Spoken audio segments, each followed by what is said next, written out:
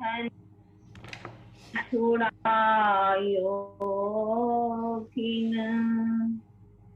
लाख तली लालेड़िया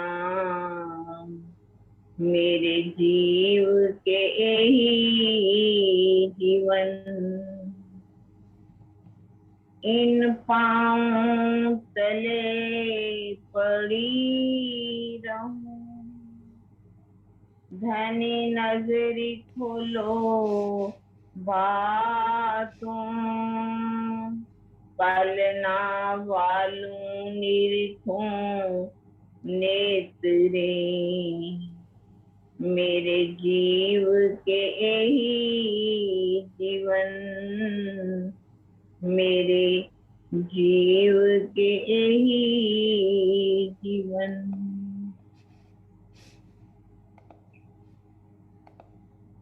ये चरण नख अति शोभित जानो तेज पुंज भरपूर लहरें लगे आकाश को नहरें चलत तेज नूर नहरें चलत तेज नूर अब जो भूखन चरण के। प्रणाम जी सुंदर साथ जी, आपके चरणों में कोटान कोट प्रणाम। सागर ग्रंथ में ब्राह्मधनी का जो पहला श्रृंगार उसको हम समझ रहे हैं, सुन रहे हैं। हमें इसे सुनना ही नहीं है, अपने नैनों में इसे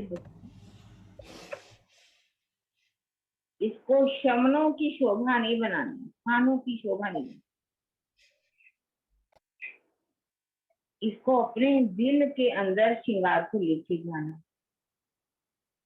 हिंदी ग्रंथ में भी इंद्रावती जी की आत्मा क्या कहती है, आपका जो वेश इलम है, ये जो ज्ञान है मेरे अंदर तो जा रहा है लेकिन आत्मा के दिल तक कभी नहीं पहुंच रहा। जब तक ये श्रृंगार हमारे आत्मा के दिल के अंदर रूह के अंदर नहीं पहुंच जाएगा तब तक हमारी आत्म जागृत होने वाली नहीं। हमें अपनी आत्म को जागृत करना। धामधनी ने यहाँ शिख से लेकर के नख तक का वर्णन किया। नखों का वर्णन हमने सुना, इजहार बंद का वर्णन सुना, अंगूठों का वर्णन सुना, उंगलियों का वर्णन सुना पिछली बार। उससे पीछे अब कह रहे हैं ए भूखन चरण के, ये जो भूषण क्या है, चरणों के भूषणों का वर्णन, चरणों की शोभा को उन्होंने बताया। और अब जो चरणों में भूषण पहने गए हैं वो कह रहे हैं हेम झांझरी घुंघरी कली। आवाज ठीक नहीं आ रही? हाँ जी ठीक आ रही है। आवाज ठीक आ रही? ठीक आ रही है। हाँ जी। अच्छा लिखा हुआ है, ठीक है ना? वो थोड़ी सी बीच में कटी थी, अब ठीक है, थोड़ी सी कट रही है। ठीक। चरणों में भूषण कौन से हैं? झांझरी घुंघरी और कड़ी का वर्णन। पहला जब हम श्रृंगार पढ़ेंगे तो पहले श्रृंगार में झांझरी का वर्णन है, घुंघरी का वर्णन है और कड़ले का वर्णन किया है। और इसमें काम्बी शब्द नहीं आया, लेकिन हमें मालूम है राज्य के चरणों में चारों आभूषण पहने हैं, झांझरी घुंघरी काम्बी और कड़। छुपाई भी कहती है चारों जोड़े चरण के ए जो अर्श भूखन ए लिए हृदय मिने आवत स्वरूप। चारों जोड़े चरण। चारों जोड़े चरण का मतलब क्या है?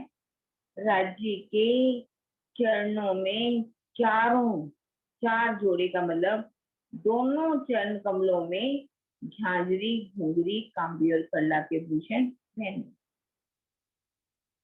जब हम इन चरणों के भूषणों को, चरणों की शोभा को अपने हृदय में बसा लेंगे तो वो क्या है? वो शोभा पूर्ण स्वरूप धामधनी का हमारे हृदय में आ जाएगा। जैसे कि हम किसी बड़े अपने गुरु सदगुरु के चरणों में जाते हैं, तो हम जब उनकी सानिध्यता में जाते हैं तो हम क्या कहते हैं? हम आपके चरणों के तले आए, हम आपके चरणों की छत्र छाया के नीचे आए हैं, अर्थात आपके पास आए, आपके सानिध्यता में हम आए हैं। इसी तरह से ही इन चरणों की शोभा को, उनकी चरणों की लालिमा, उज्ज्वलता को अपने रूह के नैनों में हमें बसाना। ये आभूषण कैसे है, इनकी सलूकी कैसी है, इसकी सौंदर्यता कैसी है? वो कह रहे हैं अनेक रंग नंग झलकी। इन आभूषणों में कई नग लगे हुए हैं, नंगों में भी क्या है? रंग जो है वो शोभा दे रहे हैं। जानों के ज्वेल जड़ी, ऐसा चरणों में लगता है आभूषण, झांझरी, घुंघरी, कांबी और कल। पीछे भी शायद इसका वर्णन आया, हमने पढ़ा था झांझरी कैसी है। देखिए झांझरी जो हमारी क्या है? पायल, पायल को हम कहते हैं झांझरी, ये झांझरी है। और घुंघरी में घुंघरियां लगी होती हैं, ऊपर एक चेन होती है और नीचे घुंघरियां लगी होती हैं, ये घुंघरी की शोभा दिखा रहे हैं। झांझरी, घुंघरी, कांबी, कांबी में पुतलियां, ज्वेरों की पुतलियां, मोतियों की पुतलियों की शोभा है। और कड़ा जो है कड़े के ऊपर पहना जाता है, कड़ा पोला होता है, ये आवाज करता है, रन झन झन की आवाज करता है। घुंघरियों में कैसे आवाज आती है? एक घुंघरी की आवाज चाहो तो एक घुंघरी की आवाज आएगी, दो को तो दो, 12,000 घुंघरियां तो 12,000 की आवाज आएगी। पुतलियों की अंदर शोभा दिखेगी, ऐसे लगेगा जैसे मूल मिलावा में रूहें राज्य के चरणों के तले लिपट करके बैठी हुई हैं। ऐसे ही काम्बी भी धामधनी के चरणों में बहुत ही अधिक शोभा। झांझरी की शोभा, उसमें कैसे बेले हैं, कैसे नक्शकारी है, फूल है, पत्ते हैं, कांगरी की शोभा आई है। ऐसी अनुपम शोभा, इसका सुंदर सौंदर्य जिसको देख करके रूह उसी में ही अटक जाती है। और आवाज, झांझरी में से भी आवाज आती है, घुंघरी में से भी आवाज आती है, दोनों की आवाज इतनी माधुर्यता से भरी हुई है। रूह चाहती है कि मैं झांझरी की आवाज सुनूं, या घुंघरी की आवाज सुनूं, या मैं कड़े की आवाज सुनूं, किसकी आवाज? क्योंकि सभी आवाज उसके रूह के कानों में मिठास घोल देती। ऐसा लगेगा कि बस मैं इस आवाज को सुनती ही चली जाऊं। रूह जो है इस शोभा में पूरी तरह से खो जाती है, तो ऐसा लगता है कि इनके अंदर जवाहरात ही जवाहरात जड़े हैं। आप कह रहे जड़ी ना घड़ी तुम्हारी थी, ऊपर लिख दिया, ऐसा लगता है कि जवाहरात इसमें जड़े हुए हैं, लेकिन ये जवाहरात जो है किसी ने इन आभूषणों को ना तो इसमें जवाहरात जड़े हैं और ना ही किसी ने इनको संवारा है, अर्थात ना ही इसको किसी ने बनाया। ये तो कायम सदा असल, ये कायम है, अखंड है, असल के हैं। रूह जो है जब इस शोभा को देखती है, जैसी जैसी इच्छा करती है वैसी वैसी शोभा दिखाई देगी, उसको वो शोभा दिखाई देगी। रूह की चाहना के अनुसार इसके रंग नग वो भी बदल जाएंगे। नई ना पुरानी रस्म, ऐसा नहीं कि हम कहें कि ये पहले झांझरी ये पहनी हुई थी अब नहीं बदल दी, अब पहले घुंघरी ये थी अब नहीं बदल दी, नहीं। वहाँ परम धाम में ना तो कोई चीज नई होती है और ना ही पुरानी। ऐसा नहीं कि इसको उतारा गया नहीं बदल दी। यहाँ की अप्सराओं का भी आप देखते हैं, अप्सरा की बात जब देखते हैं, अप्सरा के भी श्रृंगार कुछ कुछ समय के बाद बदल जाते हैं। तो वो तो परम धाम है। वो जो आभूषण पहनते हैं वो तो अंगों की ही शोभा है। अंगों में जैसी रूह चाहती है वैसे शोभा दिखाई देती है। इत होत ना चल विचल। चल विचल का मतलब क्या है? अस्त व्यस्त नहीं होता, कोई टूटता नहीं है, कोई टूटता नहीं है कि वो टूट गया तो उसको बदल दिया जाए। परम धाम के जो आभूषण है इनमें ऐसी कोई भी प्रक्रिया नहीं होती। जरी ज्वेर रंग रेशम, धाम धनी की जो शोभा है, जो श्रृंगार है, उनमें जवाहरात जड़े हुए हैं। उनमें रंगों की शोभा देखो, रेशम की शोभा देखो, उनमें कैसे नक्शकारी है, कैसे बेले हैं, कैसे फूलों की शोभा, कैसे पत्तों की शोभा। ये श्रृंगार शोभा कहीं ना इन जुबान, इनकी शोभा का वर्णन इस जुबान से हो ही नहीं सकता। रूह चाहे, अब हम रूह कहती है कि इंद्रावती जी की आत्मा कह रही है कि मैं वर्णन कर रही हूँ, पर मैं वर्णन करूँ तो कहाँ कैसे करूँ? क्योंकि इसका वर्णन जो है, जब योग माया के ब्रह्मांड के अंदर जो वृक्षों की शोभा है उसके पत्ते की एक शोभा का वर्णन नहीं हो, तो ये किसका वर्णन है? धाम धनी के अंगों के ऊपर जो आभूषण है, अंगों का, उनके जवाहरातों का, उनके नगों का वर्णन है। उसका वर्णन कैसे यहाँ पर हो सकता है? पर शब्द न इत समास, क्योंकि यहाँ पर हमारे पास वो शब्द ही नहीं है जिन शब्दों से उनकी शोभा का वर्णन। वो शब्दातीत हैं, अक्षरातीत हैं, जिनकी शोभा अक्षरों से परे हैं, शब्दों से परे हैं, उनका वर्णन इस शब्दों में। हाँ, इंद्रावती जी कहती हैं कि मुझे इसका वर्णन करना, यदि मैं इसका वर्णन नहीं करती तो रूहों के दिल में वो शोभा कैसे है? आज हम भी सोचे, अगर उनकी शोभा श्रृंगार का वर्णन किया ना गया होता तो हमें भी कैसे पता चलता, हम कैसे जान पाते?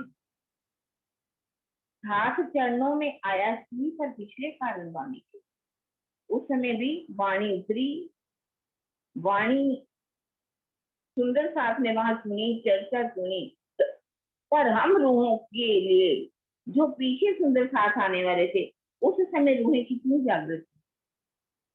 5,000 की जमात थी जिसमें 500 ब्रह्म सृष्टि थी, जुलजुलाहट कहा गया जिसे, 1500 ईश्वरी सृष्टि थी और 3,000 जी सृष्टि, जिन्होंने सुख लिया उस समय शोभा का श्रृंगार को सुना। पर धाम धनी ने कितनी बड़ी मेहनत की हमारे ऊपर, हमने एक एक अंग का वर्णन करके बता दिया कि मेरी शोभा ऐसी है, मेरा पहला श्रृंगार है, दूसरा ऐसा, तीसरी बार ऐसा। हम एक नौकर भी हो, उसे भी पानी मांगे ना एक बार या दूसरी बार, तीसरी बार वो बहुत दुखी सा हो जाए। राजी तो एक बात पूछो तो 10 बार जवाब देते हैं। वो कहते हैं एक बार साथ करो मुझको, मैं जी जी करूँ 10 बार।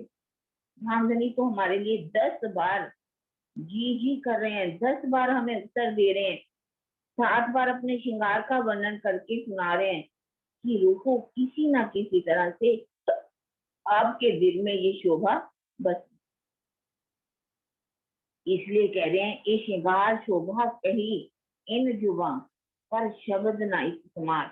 इन यहाँ के जो शब्द हैं उस शोभा को नहीं लगा, वहां इन शब्दों से उस शोभा का वर्णन हो ही नहीं सकता। अब जो वस्त्र भूखन की क्यों कर हुए वर्णन, अब जो मैं वस्त्रों का वर्णन करने जा रही हूँ, भूषणों का जो मैंने वर्णन किया है, क्यों कर हुए वर्णन, उसका वर्णन करूं तो मैं कैसे करूं। इस अकल ना पहुंचे, यहाँ की अकल तो पहुंचती नहीं है वहां पर। यहाँ की बुद्धि सोचेगी कि ये वर्णन जो किया जा रहा है, ऐसा लगता है कि यहाँ पर भी झांझरी घुंघरी काम भी पहनते हैं, राजा महाराजा ऐसे वस्त्र पहनते हैं, लेकिन यहाँ जो वर्णन किया गया है वो वर्णन जो है शब्दातीत का वर्णन है, वो अखंड स्वरूप का वर्णन है, वो अंगों की शोभा का वर्णन है। हमें वर्णन करके बताया जरूर है, रूप जैसा चाहेगी वैसी ही शोभा हमको दिखाई दे। झांझरी घुंघरी कांबी करला को देखना चाह रही है तो वो झांझरी घुंघरी कांबी जैसी जैसे रूप दिल में लेती जाएगी वैसा ही स्वरूप बदलता जाएगा।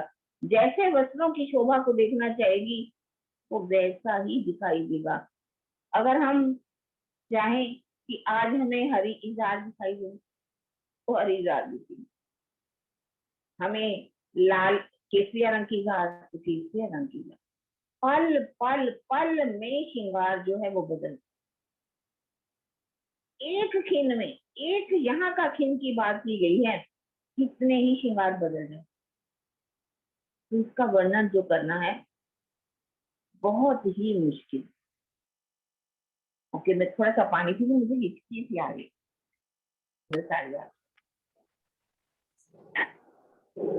इस अक्ल ना पहुंचे, यहाँ की बुद्धि हम सोचे, इस बुद्धि से सोचना चाहें तो यहाँ की बुद्धि वहां पहुंच सकती है। यहाँ की बुद्धि से कभी भी सोचा नहीं जा सकता। लेकिन यदि रूह के नैन खोल दें, तभी उन्होंने कहा है रूह नैनो दीद कर, रूह जुबा हक तो बोल, रूह कानों बातें सुने, यही पथ अरिष्ट। रूह की नैनों को खोलो समझा जी, रूह से देखना शुरू करो, रूह नैनो दीदार कर, रूह की नैनों से दीदार करो, रूह की जुबान से बात करो, रूह जुबान तो बोल, रूह कानों बातें, रूह की कानों से बातें धामधनी से करो। ये जो पर्दा आ गया ना हमारे अंदर, उस पर्दे को हटा दो, जीव के पर्दे को हटा दो। जीव के पर्दे के अंदर, जीव के अंदर इतना विरह भरो, इतना दर्द भरो, इतना इश्क भर लो कि हे धामधनी अब तो आप हमारे हृदय में आ जाओ, आप हमारी सेजा के ऊपर आकर के विराजमान हो जाओ, मैं अपनी रूह से आपका दीदार कर लूं।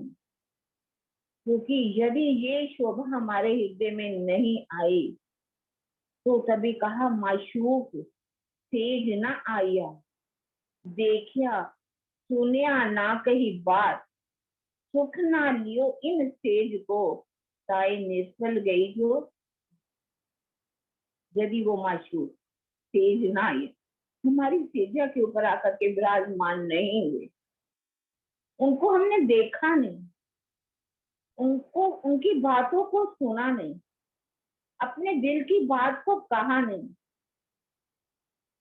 उनकी सेजा का सुख हमने लिया ही नहीं, आनंद लिया ही नहीं। यदि प्रेम ही नहीं आया तो हम उनसे प्रेम का विलास कैसे करेंगे। यदि नहीं किया तो निर्फल गई जो रात। हमारी ये जो रात है ना, बीतती जा रही है, पल पल रात बीत रही है, पल पल हमारी उम्र बीतती जा रही है। अब जागने का ब्रह्मांड है, फजर का समय है, फजर की वाणी का ध्यान नजर आया, वो सागर की, श्रृंगार की, परिक्रमा की, खिलवत की बातें धामधनी ने सारी दिल के गुड भेद हमारे अंदर बोल के रख दी।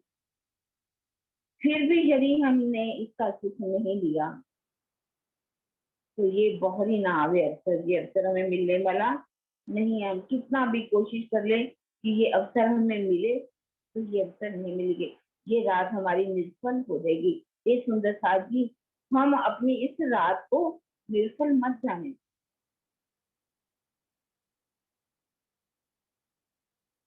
अब ठोर नहीं बोलन। अब यहाँ पर कुछ कहूँ तो क्या कहूँ। अब बोलने के लिए मेरे पास, वो इंद्रावती जी कह रहे हैं कि शब्द भी नहीं है, मैं आपको बताऊं तो कैसे बताऊं, उस शोभा का वर्णन करके बताऊं तो कैसे करके बताऊं। तुम ही रूप से दीदार करो। ये भूखन अर्श जुए, ये जो भूषणों भूखनों का वर्णन कर रहे हैं, भूषणों का, यहाँ की मत सोचो सुंदरता जी कि यहाँ की झांझरी घुंघरी जो है, हाँ मसाला अभी सुने थे ना, ले मसाला इसका, यहाँ का मसाला लेकर के वर्णन किया जा रहा है।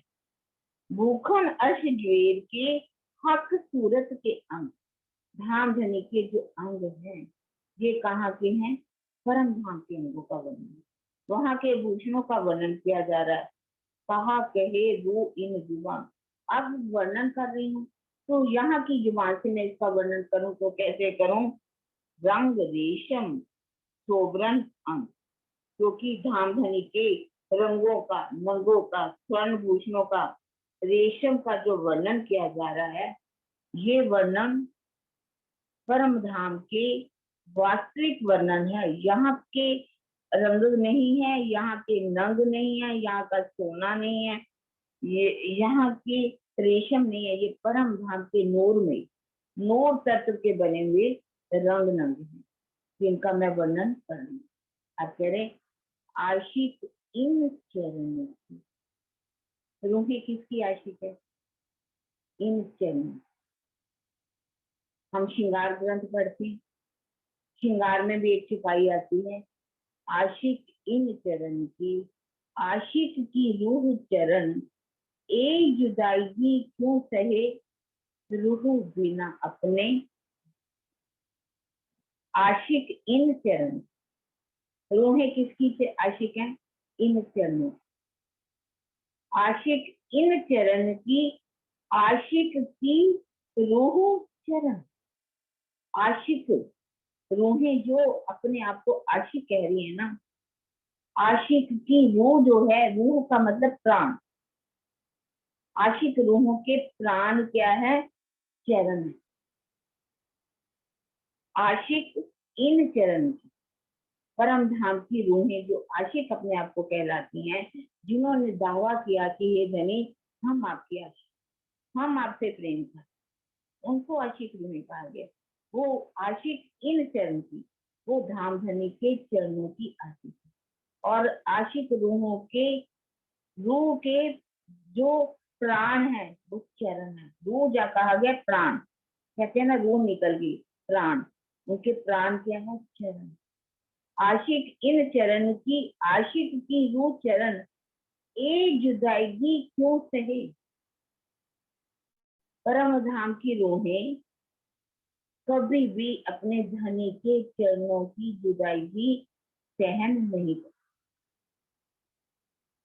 रूह बिना अपने तन, जिनको धाम धनी ने क्या कहा, रूह तुम मेरे तन हो, तुम सो इश्क जो मेरे दिल, एक क्यों कर पाओ बका मिने, जो शहूर करो सब।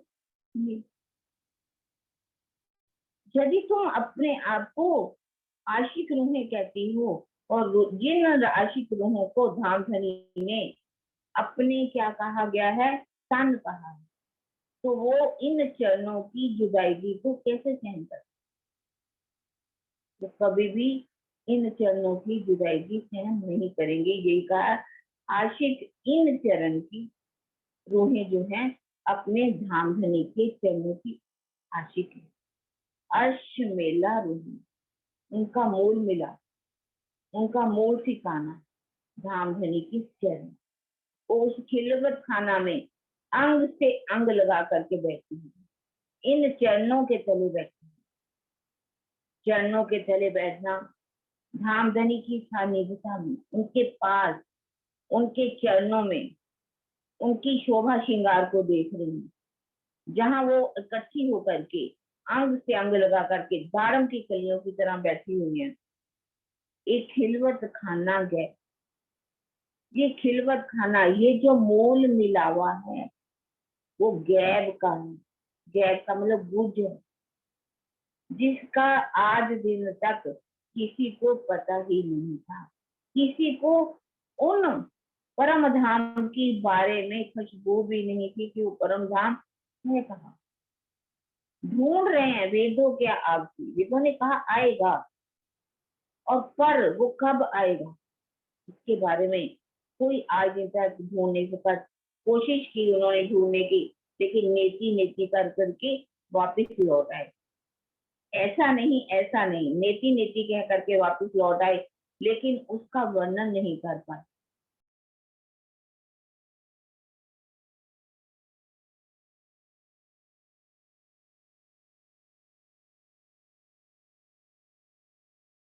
खाना गैर, ये खिलवत खाना जो आज दिन तक जिसके बारे में कुछ पता नहीं था। मैं सिपाही कह रही थी 14 तबक की दुनी में किन केहा ना एक हरफ, ए हरफ कैसे कैम नहीं, किन पाई न बका। किसी को परम धाम के बारे में एक शब्द का भी पता नहीं कि वो परम धाम कहाँ पर है। दुनिया वालों ने सबने अपने अपने धाम बना लिए, और धाम में क्या है लिखा है, किसी ने अक्षरधाम रख लिया तो किसी ने परम धाम रख लिया। तो कह जरूर रहे हैं, लेकिन वो परम धाम रामचंद्र जी का अंदर मंदिर है तो उसको भी परम धाम कह रहे हैं, कृष्ण का मंदिर है तो उसको भी परम धाम कह रहे हैं। तो वास्तव में जो परम धाम है, अखंड परम धाम के बारे में आज दिन तक कोई भी बता नहीं पाया। जिन इत किया रोशन, और इस ब्रह्मवाणी के द्वारा आकर के वो ज्ञान प्रकट हो गया। उनका धाम क्या है, स्वरूप क्या है, लीला क्या है, सब जान पाए। इससे पहले उस धाम की, स्वरूप की, लीला के बारे में कोई भी नहीं बता पाया। चरण तली ना छूट, अब परम धाम की आत्माओं से चरणों की तली की जो शोभा है, एक रेखा की भी शोभा छूटती नहीं है। रंग लाल लिए उज्जवल, लालिमा से भरपूर हैं, उज्जवलता से भरपूर हैं। साए क्यों कहिए आशिक, उन आत्माओं को आशिक रूहें कैसे कहा जा सकता है जो इससे जायज है। यदि उनको चरणों की शोभा दिख रही है तो चरणों की शोभा में रूहें ऐसे डूब जाएंगी कि उससे वो निकल ही नहीं पाए। क्योंकि चरण, एक चरण मेहर करत जिन ऊपर, साए देत हृदय पूर्ण स्वरूप।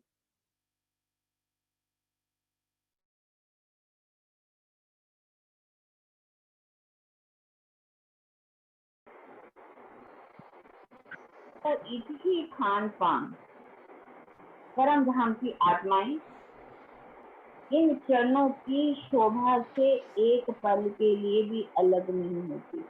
चरणों की शोभा कहा गया है, लेकिन चरणों का मतलब क्या है, पूर्ण स्वरूप का आए बैठा माहिदुल, पूरा स्वरूप रूहों के अंदर आ जाएगा। वो उस शोभा से रूहें जो है एक पल भी अलग नहीं होती। या तो इतनी खान पान, उनका खाना पीना क्या है, धाम धनी का दीदार, चरणों का दीदार, उनकी तली का दीदार, उनके नखों का दीदार, लाल एड़ियों का दीदार, उनका खाना, उनका पीना, वो क्या है, सिर्फ दीदार। यही दीदार दोस्ती कायम, क्योंकि धाम धनी की से प्यार करना, सुंदर साथ से प्यार करना, यही उनकी दोस्ती है। जो होए अरवा अर्श सुभान, जो परम धाम की आत्मा है वो अपने धाम धनी से ही प्यार करती है। उनका दीदार के बिना उनको खाना भी हराम, पीना भी हराम। सिर्फ जब तक वो अपने धनी का दीदार नहीं कर लेती तो उनको इस संसार का खाना ऐसे लगेगा कि हर चीज विष का खाना, विष का पीना, विष का झूला, विष की चैया, विष का तकिया, हर चीज उसको विष की दिखाई देती है। इसलिए रूहें जो है अपने धनी का दीदार करती हैं, तो वही उनका खाना है और वही उनका पीना है। क्योंकि उन्हीं से ही वो धनी से ही दीदार का हुई, अपना प्रेम उन्हीं से प्रेम करती है। और जो होवे अलसुभान, जो अपने धाम धनी की अंगना है, वो अपनी धाम धनी की चरणों की शोभा में खो जाती है, उन्हीं के प्रेम में डूब जाती है। तो हमें भी सुंदर साथ जी ये जो वाणी है, जो हमें कहा गया है, इन चरणों की शोभा में कैसे खोना है। यदि हम अपने आप को आशिक रूहें कहते हैं, अपने आशिक सिद्ध अपना करना है और धनी के जा करके सामने अपने मुख उठा करके दिखाना है हमें, तो हमें इस शोभा में खोना पड़ेगा और उनका दीदार करेंगे, तभी हम अपने आप को जागृत कह पाएंगे। अभी आगे करेंगे सिपाही कल से। तो बोलो श्री प्राणनाथ प्यारे की जय। चौपाई करा देंगे। पाँव तले पड़ी रहे या को एक ही खान पान, एही दीदार दोस्ती कायम, जो होए अरवा अर्श सुभान, जो होए अरवा अर्श सुभान। बोलो श्री